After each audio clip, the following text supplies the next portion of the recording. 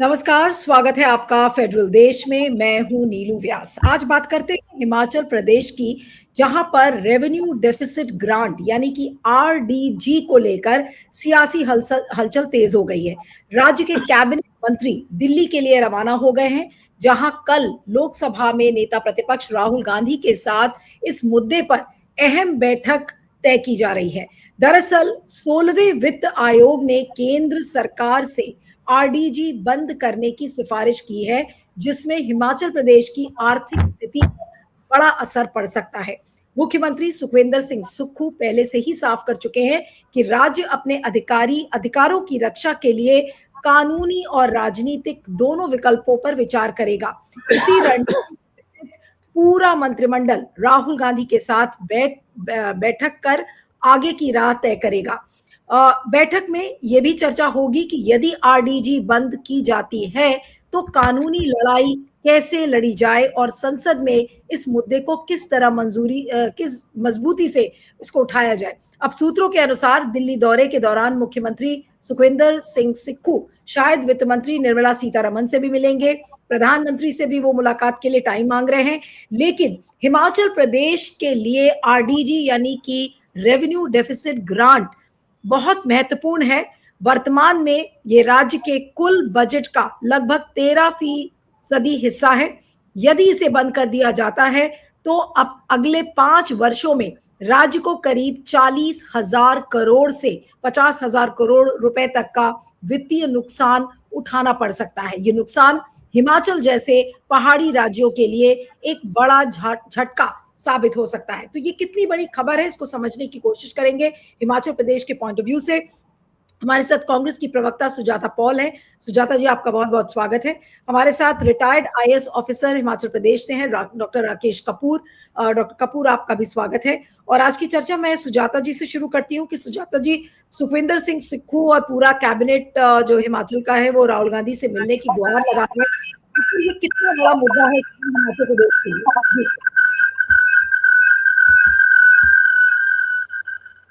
हाँ जी, नमस्कार नीलू जी, मेरे को पैनलिस्ट साथी को और आपके दर्शकों को। ये बहुत चिंता का विषय है। अगर 16th फाइनेंस कमीशन ने ये कहा है कि आरडीजी को बंद कर दिया जाएगा, तो आप ये समझ लीजिए कि देश की आर्थिक स्थिति कितनी खराब हो चुकी है कि आप जो हिमालयी राज्य है, आप उनकी मदद अब करने से पीछे हट रहे हैं और आप ये कह रहे हैं कि जो रेवेन्यू डेफिसिट ग्रांट बनाया गया था ये आज से नहीं है, ये पहले से है। और इसके कई कारण है कि ये क्यों मिलना चाहिए, क्योंकि हिमालयी राज्य जो होते हैं और बहुत सारे ऐसे राज्य हैं जहां पे उद्योग नहीं होते या उनका पूरा जो टेरेन इस तरह का होता है कि वहां पे बहुत ही सीमित तरीके के नेचुरल रिसोर्सेज होते हैं जिनको आप एक्सप्लॉइट भी पूरी तरह नहीं कर सकते। आप पहाड़ों को खोद नहीं सकते। जैसे आप कहीं पर अगर लाइमस्टोन के पहाड़ हैं तो आप उसको एक्सप्लॉइट नहीं कर सकते पर्यावरण की दृष्टि से और अन्य कई कारणों से। अब यहाँ पर अगर आप देखिए इंडस्ट्री, तो यहाँ पे डॉक्टर पुरी, हाँ बोलिए। जी, यहाँ पे इंडस्ट्रीज भी बहुत कम है और इसीलिए जैसे नॉर्थ ईस्ट रीजन के लिए डोनर फंड्स यानी कि development of north east region funds होते हैं जो उनके लिए खास होते हैं। और इसी कारण से ये देखा गया हिस्टोरिकली कि जो भी सरकार केंद्र में आती है, जो नॉर्थ ईस्ट है वो उनके साथ अलाय करते हैं। आज अगर सरकार केंद्र में बदल जाएगी तो जितने अलायंसेस बने हैं बीजेपी के साथ वो सब टूट जाएंगे। इस तरह से इन फंड्स का असर भी होता है और हिमालयी राज्यों के लिए बड़ा मुश्किल होने वाला है, क्योंकि जो आपका जीएसटी था, पहले जीएसटी नहीं होता तो आप अपने टैक्स भी लगा सकते थे, उससे भी आप कुछ रेवेन्यू जनरेट कर सकते थे। और आपका मेन रेवेन्यू सोर्स जो है वो टूरिज्म है, जहां तक हिमाचल प्रदेश की बात है। और बहुत कम अगर आप कहें कि तीर्थाटन भी है तो यस, रिलीजियस टूरिज्म भी है up to a certain extent. मगर अगर पहले आप देखते हैं कि किस तरीके से जो आरडीजी है, जब हम बात कर रहे हैं, आपने बताया कि 50,000 करोड़, तो ये करीबन 13% है जीडीपी का। और जो दूसरे राज्य हैं उनको 1 से 2% ही मदद करने की जरूरत पड़ती है केंद्र को, क्योंकि वो सक्षम होते हैं। जैसे कर्नाटका जैसे स्टेट या तेलंगाना जैसा स्टेट जो स्वयं में निर्भर है, उनको भी अगर आप देखते हैं तो वो बार बार ये कहते हैं कि आप हमारा जीडीपी का जो इनपुट है वो हमें नहीं दे रहे। क्यों नहीं दे रहे, आप उसको वापस क्यों नहीं कर रहे? क्योंकि तनख्वाहें देनी होती है कर्मचारियों को, स्टेट को चलाने के लिए जो बेसिक इंफ्रास्ट्रक्चर वहां पे बनाना होता है, मरम्मत करनी है, आपको रिपेयर्स करने हैं या जो भी काम करने, सबके लिए पैसा चाहिए। आप सोचिए एक छोटे राज्य के लिए अगर अगले 5 साल में 50,000 करोड़ का जो है डेफिसिट उनके ऊपर पड़ जाएगा क्योंकि केंद्र सरकार उन्हें ये मदद नहीं करेगी, तो आने वाले समय में ये बहुत दिक्कत की बात होने वाली है। मगर ये सोच समझ के किया जा रहा है केंद्र की सरकार के द्वारा, क्योंकि जहां जहां उनकी अपनी सरकारें हैं वहां पर वो हर तरह का फंड देंगे। और वहां पर तो मैं आजकल ये भी देख रही हूँ कि उगाही के धंधे भी चल रहे हैं। कहीं किसी का मर्डर हो जाता तो पता चलता है कि मर्डरर जो था उसे तो क्लीन चिट मिल गया क्योंकि वो मर्डरर ही नहीं था। तो हम बहुत तरह के मॉडल्स देख रहे हैं भाजपा के टाइम में, लेकिन हिमाचल के लिए आने वाले समय में केवल सरकार पर कब्जा करने की इस कोशिश में मोदी जी की ये जो एफर्ट है। बिल्कुल। अब मैं डॉक्टर कपूर के पास आती हूँ कि डॉक्टर कपूर, ये क्या आपको कोई षड्यंत्र लग रहा है हिमाचल प्रदेश के खिलाफ? आरडीजी को ना देना, और जिस तरीके से अब सुखविंदर सिंह सुक्खू अपने पूरी कैबिनेट के साथ अब दिल्ली में है, कल राहुल गांधी के साथ वो बैठक करेंगे, और ये बोला जा रहा है कि इस मुद्दे को संसद और संसद के बाहर कैसे उठाया जाएगा, इसको लेकर रणनीति बनाई जा रही है। ये क्या कोई एक षड्यंत्र के रूप में आप इसको देखते हैं हिमाचल प्रदेश में, क्योंकि वहां पर कांग्रेस की सरकार है? जी देखिए, जहां तक राजनीतिक परिदृश्य की बात है, मैं इस संदर्भ में कोई ऐसी टिप्पणी नहीं करना चाहूंगा क्योंकि यह मेरा विषय भी नहीं है। और मूल रूप से मैं, अगर आप कहें तो मैं कोई इकोनॉमिस्ट भी नहीं हूं, परंतु क्योंकि इस प्रदेश को 1977 से लेकर अभी तक विभिन्न सरकारों में कैसे काम होता है, कैसे प्रदेश आगे बढ़ा है, इस पर हम लोग बहुत नजदीकी से नजर रखे हुए हैं और हम लोगों ने इसको भोगा भी है, भुगता भी है और देखा भी है। वर्तमान संकट जो पैदा हुआ है, ये कोई अभी हाल फिलहाल की घटना नहीं है। पिछले वित्त आयोग के समय भी, उस समय हालांकि प्रदेश में भाजपा की सरकार थी, ठाकुर जयराम जी जब मुख्यमंत्री थे, उस समय भी वित्त आयोग ने हिमाचल प्रदेश को ये कहा कि आप अपने संसाधन बढ़ाइए, अपने खर्चे कम कीजिए। और उस समय जो सरकार थी, सरकार ने ये प्ली दिया कि हमारे यहाँ कोविड अभी अभी होके निकला है, हम लोग बहुत अच्छी स्थिति में नहीं है, आर्थिक रूप से भी और राजनीतिक रूप से भी। तो उस समय उस वित्त आयोग ने उनकी वो बात मान ली और ये जो रेवेन्यू डेफिसिट ग्रांट है, इसको कम नहीं किया गया, ना ही इसको बंद किया गया। अब क्योंकि इसको राजनीतिक दृष्टिकोण से देखा जा रहा है तो राजनीतिज्ञों का विषय है। मैं क्योंकि पर्यावरण का आदमी हूं और प्रदेश के संसाधनों के बारे में बहुत अच्छी सोच रखता हूं, हम लोगों ने विशेष रूप से, मैं आज यहां आपको जिक्र करना चाहूंगा मुख्यमंत्री के रूप में शांता कुमार जी के 2 कार्यकालों का, जब प्रदेश पर कोई कर्जा नहीं था।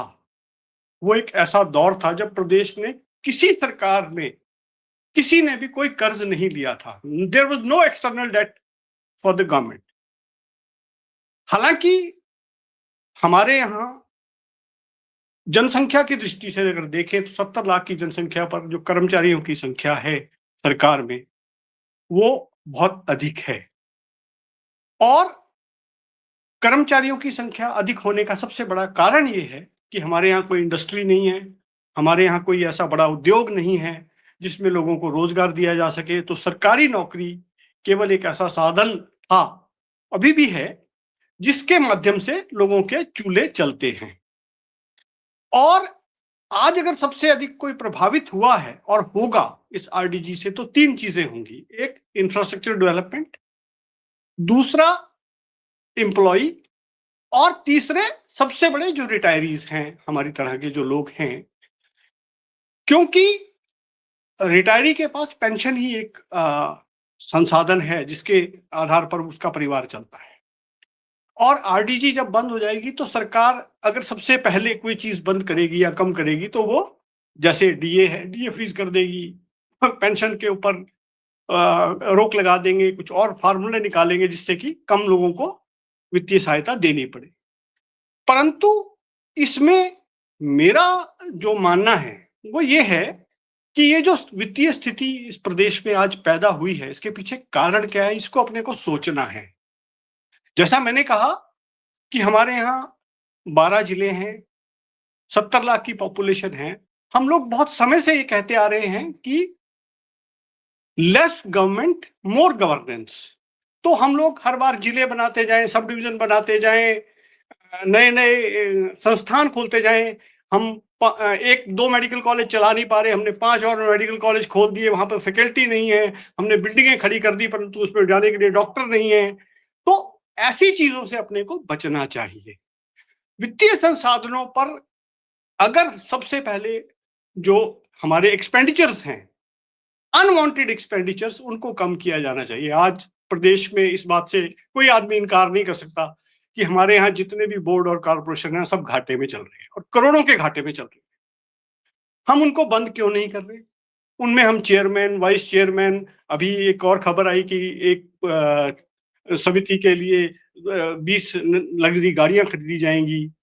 तो इस तरह की जो अपॉइंटमेंट्स हैं, इस तरह की जो खर्चे हैं, उनको कम करके हम लोग एक ऐसा वित्तीय अनुशासन कौन करेगा? वित्तीय अनुशासन सबसे पहले सरकार करेगी। अगर सरकार के सचिवालय से ये मैसेज जाएगा कि हम वित्तीय संसाधनों पे कट लगा रहे हैं, अपने खर्चों पे कट लगा रहे हैं, तो नीचे तक वो परकोलेट होगा और नीचे तक वैसा चलेगा। जहां तक वित्तीय संसाधनों को बढ़ाने की बात है, I fully agree with her कि हिमाचल प्रदेश के पास टूरिज्म एक बहुत बड़ा सेक्टर है जिससे हम लोग रेवेन्यू जनरेट कर सकते हैं। दूसरा, हमारे पास हाइड्रो पावर है। तीसरा, हमारे पास जो हमारी वन संपदा है, हम लोग अपना जो वित्तीय आयोग के सामने अपना जो केस है उसको रखने के लिए हमारे पास ये 3 बड़े अस्त्र हैं जिनको हम ठीक तरीके का प्रोजेक्ट करें तो हम केंद्र सरकार के सामने और वित्तीय आयोग के सामने ये कह सकते हैं कि हम आपको ये देखिए, हिमाचल प्रदेश में 66% वनाच्छादित प्रवेश है। इसके अलावा हमारे पास जो हाइड्रो पावर स्टेशंस हैं, हमारे हाइड्रो पावर प्रोजेक्ट्स हैं, हम लोग प्लेन्स में लोगों को पानी भी दे रहे हैं, राजस्थान को पानी दे रहे हैं, दिल्ली को पानी दे रहे हैं, रेणुका डैम है, किशाऊ है, या हमारे पास जो बड़ी बड़ी परियोजनाएं, भाखड़ा ब्यास परियोजना है, किन्नौर में है, बास्पा है, इसके अलावा कोल डैम है। हम इन सब डैम्स के जरिए दिल्ली तक, केंद्र तक सब लोगों को बिजली दे रहे हैं। तो बिजली में अभी क्या सीन है कि हम लोगों ने एक प्राइसिंग का सिस्टम तय किया हुआ है कि हम इतने पैसे यूनिट में बिजली बेचेंगे। हमने 15 साल का एक एग्रीमेंट कर लिया। दैट कैन बी रिव्यूड कि हम सेल ऑफ इलेक्ट्रिसिटी एंड नहीं, लेकिन क्या हिमाचल अफोर्ड कर सकता है? इसके बाद मैं सवाल करूंगी सुजाता जी से भी, लेकिन क्या हिमाचल की आरडीजी बंद हो जाए या जो 14th फाइनेंस कमीशन कह रहा है वो क्या, जो 16th फाइनेंस कमीशन जो कह रहा है कि भाई बंद कर दीजिए आप हिमाचल जैसे राज्यों को देना, तो ये क्या मुमकिन है? क्या संभव है? क्या ये अन्याय नहीं होगा हिमाचल के साथ? डॉक्टर कपूर। देखिए, मैं जहां तक ये मेरा ये कहना है कि इसके लिए हम लोगों को, we are not alone, all hill states are affected by this decision of the central government. Jammu Kashmir हो, उत्तराखंड हो, हिमाचल हो, नॉर्थ ईस्ट हो, सब लोग राजनीति देखिए, बाकी हिल स्टेट्स में अब जैसे वहां पे उत्तराखंड है, उत्तराखंड में बीजेपी की सरकार है, बीजेपी को इतना फर्क नहीं पड़ेगा, उनको केंद्र से भी संसाधन मिल जाएंगे, रिसोर्स मनी का होगा। लेकिन हिमाचल में जहां पर ऑपोजिशन की सरकार है, वो लोग कैसे इसको झेलेंगे? देखिए, ऐसा है, उसके लिए क्योंकि सेंट्रल स्टेट रिलेशनशिप में डिफरेंट आर्टिकल्स में, डिफरेंट कॉन्स्टिट्यूशनल प्रोविजंस में एक सिस्टम बना हुआ है। उस सिस्टम के अंतर्गत ही काम होता है। सरकार उससे बाहर नहीं जा सकती, क्योंकि अगर सरकार उससे बाहर जाएगी तो उसको वित्तीय, जब हम संवैधानिक चुनौती दे देंगे सुप्रीम कोर्ट में, तो वो नल एंड वाइड डिक्लेयर हो जाएगी। ये बात आप मान कर चलिए। हाँ, तो इसका मतलब ये है सुजाता जी, तो अब क्या विकल्प यही बचा है जो सुखविंदर सिंह सुक्खू कह रहे हैं कि भाई हम इसको संसद में, और अगर हमें कोर्ट में जाने की जरूरत पड़ेगी तो हम करेंगे इसको। तो क्या अब अगली तैयारी उसी की है कि भाई आरडीजी अगर कट होगा तो अब हिमाचल प्रदेश इसको लेकर अदालत में जाएगा, क्योंकि और कोई ऑप्शन बचा नहीं है? देखिए, एक चीज, ये बात, इस बात का जवाब देने के पहले एक चीज बिल्कुल साफ कर दूं। जो आपने कहा कि मैंने पहले भी कहा कि जहां भारतीय जनता पार्टी की सरकार है वहां पे दिक्कत नहीं आने वाली है, वो कैसे भी करके वहां पर। आप उत्तराखंड की अभी बात आई है तो मैं ये जरूर कह दूं कि 66% फॉरेस्ट रिजर्व्स अभी भी हिमाचल प्रदेश के पास है, और जिसके लिए हम सब उनका धन्यवाद करते हैं, चाहे वो कोई भी सरकार रही हो, भाजपा की भी सरकार को। आपको मालूम है उत्तराखंड में सारे जंगल काट दिए गए हैं इंफ्रास्ट्रक्चर डेवलपमेंट के नाम पर, इसलिए हमारे पास तो इस वक्त कार्बन क्रेडिट्स को भी ट्रेड करने का मौका नहीं रह गया। अभी हिमाचल प्रदेश के पास ये बहुत बड़ा मौका है, लेकिन उससे ये मतलब इसकी भरपाई नहीं हो सकती, क्योंकि आप अगर तैयारी करने के पहले ऐसे करके मतलब ये ग्रांट को बंद कर देंगे तो दिक्कत आएगी ना। तो इसलिए चाहे पार्लियामेंट में इस बात को उठाना हो, चाहे इसके लिए आप इनसे पुनर्विचार के लिए कहिए, समय देने के लिए और तैयारी करने के लिए सपोर्ट दे केंद्र की सरकार, ताकि जो हमारे हिमालयी राज्य, खास करके इस वक्त हिमाचल की बात हो रही है, कि वो सक्षम तो हो जाए, उसके बाद बंद करिए ना, अगर बंद ही करना है। अभी जो बात कपूर जी ने कही है, इस बात को तो समझना पड़ेगा ना कि हम बिना प्रिपेयर्डनेस के अब वो बंद करने की बात हो रही है। चाहे पहले हुआ तो कोविड के कारण उन्होंने रोक दिया इस बात को, तो अगर 17 और स्टेट्स हैं और हिमाचल है, तो भी मैं ये कह रही हूँ कि the centre needs to make sure कि हर स्टेट जो है वो सक्षम हो जाए, वरना संवैधानिक रास्ता है, कोर्ट का रास्ता है। लेकिन एक बात मैं जरूर कहूंगी कि आप कुछ भी कह लीजिए सर, कोई नहीं मान रहा कि संविधान में क्या है। हमारे आपके यहाँ तो फिर भी कानून का राज चल रहा है, हमारे उत्तराखंड में अगर आप देखेंगे, हम कानून की कोशिश भी करते हैं तो अपने तरीके से सरकार जो है वो कानून चलाती है, वो किसी कानून को नहीं मानती, कहीं पे भी ले जाती है, बुलडोजर चला देगी, कहीं पे भी होगा अपना तरीका बता देगी और कहेगी हमने कर दिया, उसके बाद बोलते रहिए, चीखते रहिए, चिल्लाते रहिए, कोई नहीं सुनता। इसलिए इस वक्त केवल एक सरकार को हटाकर अपनी सरकार को मजबूत करने की जो कोशिश है, हाँ ये पॉलिटिकल रीजन है, मगर ये हिमाचल की अस्मिता का भी रीजन है कि आप खिलवाड़ नहीं कर सकते आप वहां की डेमोक्रेसी से, या जो संवैधानिक तरीके से हमें हमारे राज्य मिले हैं, जो फेडरल स्ट्रक्चर है, इससे मुझे दिक्कत है। और आने वाले समय पे अगर पुनर्विचार नहीं हुआ तो संवैधानिक तरीका, कोर्ट्स का तरीका और पार्लियामेंट का तरीका हमारे पास है, और हम हर चीज का इस्तेमाल करेंगे। और इसलिए नहीं क्योंकि आज वहां पे कांग्रेस की सरकार है, हम लोकतंत्र में विश्वास करते हैं और हम जानते हैं कि कल को भाजपा की भी सरकार आ सकती है, किसी और की भी आ सकती है, लेकिन अपने स्टेट्स को बचाने के लिए और फेडरल स्ट्रक्चर का सम्मान करने के लिए इस लड़ाई को सबको मिलकर लड़ना पड़ेगा। अब मैं डॉक्टर कपूर से अंतिम कमेंट बोलूंगी, कहूंगी देने के लिए कि क्या कहेंगे अब ओवरऑल जो स्थिति है इस समय हिमाचल की, उस पर बहुत संक्षेप में। जी सर। देखिएगा, मैं आपसे एक ही बात कह रहा हूं कि ठीक है वित्तीय स्थिति खराब है, पर वित्तीय स्थिति खराब होने के लिए नागरिकता, हम लोग एक सोशियोलॉजी में कोट है, वो कहते हैं नागरिकता घर से आरंभ होती है।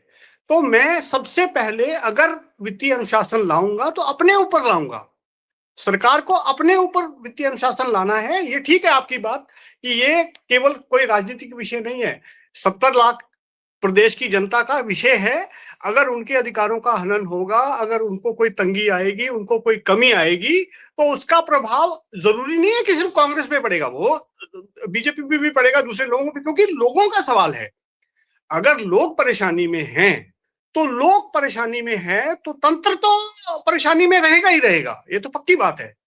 तो इसलिए हमको, जो मैं आपसे कह रहा हूं, मेरा शुद्ध विचार ये है कि हम, जैसे इन्होंने कहा कि कार्बन क्रेडिट को हम अभी कार्बन क्रेडिट को हम बेच नहीं पाए, हम हमारे पास वो उसका उपलब्ध है। इसी तरह से रॉयल्टी का इश्यू है, हाइड्रो पावर प्रोजेक्ट्स की रॉयल्टी का इशू है, उसको रीस्ट्रक्चर, रीथिंक किया जा सकता है कि रॉयल्टी कैसे बढ़े, क्योंकि जिस समय वो समझौते हुए थे उस समय परिस्थिति कुछ और थी, आज परिस्थिति कुछ और है, उसको रीथिंक किया जाए।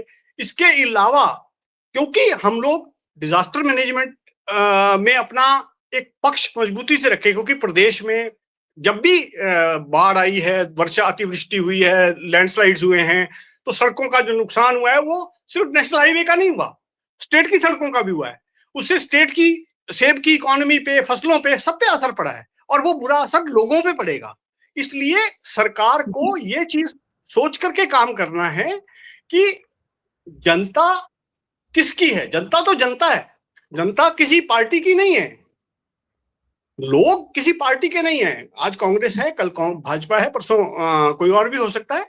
तो इसलिए अपने को, जो मैं कह रहा हूं कि हमें ये जो सारे इश्यूज हैं, अपना डिजास्टर मैनेजमेंट के ऊपर, अपना कंस्ट्रक्शन का सिस्टम जो है, उसको हम लोग सरकार के सामने रखें, क्योंकि हमारे यहाँ पर किलोमीटर रोड का construction, reconstruction, repair and renovation वो बाकी स्टेटों से, प्लेन की स्टेटों से अलग है, वहां पे ज्यादा खर्च होता है। इसी तरह से हमारे यहाँ जो हमारे संसाधन हैं, जैसे हम प्लेन को पानी दे रहे हैं, मान लीजिए आज हम किसाऊ डैम बंद कर दें रिटेलिएशन में, तो किसको नुकसान होगा? दिल्ली को नुकसान होगा। तो दिल्ली में किसकी सरकार है? तो इसलिए ये जो फेडरल सिस्टम का जो स्ट्रक्चर का जो प्रॉपर मैनेजमेंट है, वो कॉन्स्टिट्यूशनल गारंटीज जो कॉन्स्टिट्यूशन ने, संविधान ने हमको दे रखी है, उनका पालन दोनों को, वो राजनीतिक दृष्टिकोण से नहीं, वो मानवीय दृष्टिकोण से चलेगा। उसके लिए हमको तैयार रहना है, उसके लिए तैयार करना है, और अपना केस मजबूत रखने के लिए I can share a full fledged document with you, जो हम लोग सोचते हैं कि उसमें ये स्टेप्स लिए जाने चाहिए। That I can send you, that's no issue. चलिए देखेंगे अब सुखविंदर सिंह सिक्खू इस सिचुएशन को कैसे हैंडल करते हैं। कल ये बताया जा रहा है कि राहुल गांधी के साथ उनकी पूरी कैबिनेट है वो बैठक करेगी और आगे का रास्ता इस पर तय करेगी कि इस पर क्या करना है। इस चर्चा को खत्म करते हैं। आप दोनों का बहुत बहुत शुक्रिया, doctor Kapoor, Sujata ji, thank you so much for joining.